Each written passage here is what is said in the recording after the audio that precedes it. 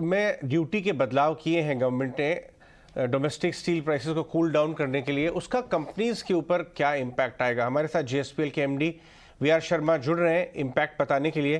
Mister Sharma, 18 स्वदेश पे स्वागत है आपका। अभी हम बात कर रहे थे कि एक एक्सपोर्ट अपॉर्चुनिटी जो इंडियन स्टील मैन्युफैक्चरिंग कंपनीज के लिए बन रही थी, अब उसके ऊपर थोड़ा सा एक तरह से शैडो आ जाएगा, एक तरह से उसके ऊपर ठंडा पानी गिरा दिया है गवर्नमेंट ने, क्योंकि कूल ऑफ करने के लिए प्राइसेस। आपको कितना इससे इम्पैक्ट होता हुआ नजर आता है? जी देखिए, दो तीन चीजें मैं बताना चाहूंगा, आप मेरे को समय दीजिएगा। पहले तो हम भारत सरकार की प्रशंसा करते हैं कि उन्होंने एक मुहिम चलाई है कि हमें कंट्री के अंदर इन्फ्लेशन को कंट्रोल करना है। एक बहुत अच्छी बात है। अब हमें इसमें देखना कि इन्फ्लेशन जो है वो स्टील की वजह से कितनी है और बाकी जो प्रोडक्ट्स हैं जैसे एनर्जी है, कोल है, ऑयल है और बाकी कमोडिटीज हैं उनकी वजह से कितनी है। वो मेरा ख्याल सरकार इस पर कुछ काम कर रही होगी अवश्य, और हो सकता है कि आने वाले समय में कुछ और इस प्रकार के नोटिस या नोटिफिकेशन आए। अब हम सरकार की प्रशंसा करते हैं कि इन्होंने रॉ मटेरियल्स को एक्सपोर्ट करने के ऊपर हैवी पेनल्टीज या इंपोर्ट एक्सपोर्ट ड्यूटी लगाई है। तो एक बहुत अच्छा मूव है उनका, पैलेट्स के ऊपर ड्यूटी लगाना या आयरन ओर पे ड्यूटी लगाना।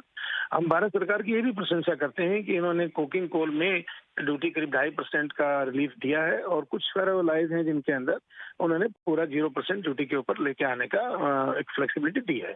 यहाँ पे एक मेजर जो कंसर्न एरिया है जो कि स्टील इंडस्ट्री को फेस करना पड़ रहा है कि हमारे पास जिंदल स्टील एंड पावर के पास करीब 2.5 लाख टन के ऑर्डर हैं, ऐसे पाइपलाइन में हैं, कंफर्म ऑर्डर हैं, बहुत की एलसी भी खुल चुकी है, पेमेंट भी आ चुकी है।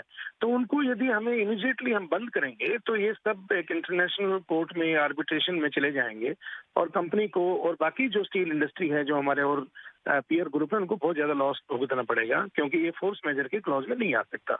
दूसरी चीज ये है कि अगर जो हम उसको सप्लाई करते हैं तो हमारे ऊपर कम से कम $80 से $100 प्रति टन का ड्यूटी का इम्पैक्ट आ जाएगा।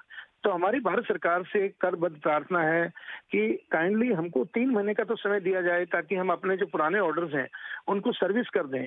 उसके बाद में एक पॉलिसी बनती है सरकार की हमें एक्सपोर्ट जीरो करना है, तो फिर उसके ऊपर हमें भारत के अंदर रहना है, भारत में काम करना है, तो भारत के हिसाब से चलेंगे।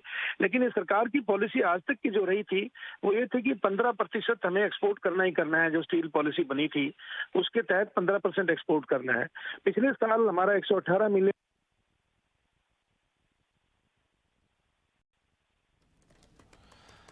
ऑलराइट शर्मा जी, आपने बहुत इंपॉर्टेंट बताई बात। और जैसे आपको ये 2.5 लाख टन के आपके ऑर्डर्स हैं जो वर्क इन प्रोग्रेस हैं, अगर आप इसको ये ना फर्निश करें अपने क्लाइंट्स को तो लिटिगेशन हो जाएगा, फोर्स मेजॉर क्लॉज हो जाएगा। अगर आप एक्सपोर्ट करते हैं इनको तो आपको पेनल्टी लग जाएगी। और आपकी तरह से दूसरे और एक्सपोर्टर्स भी इस इशू से थोड़ा सा परेशान है, चिंतित है, और इसलिए आपकी ये व्यू है कि गवर्नमेंट से आपकी रिक्वेस्ट है कि 3 महीने का टाइम दे दें ताकि अपने करंट ऑर्डर्स पूरे के पूरे कर दें और उसके बाद फ्यूचर में एक्सपोर्ट ऑर्डर्स ना लें। ये आपकी बात जस्टिफाइड है।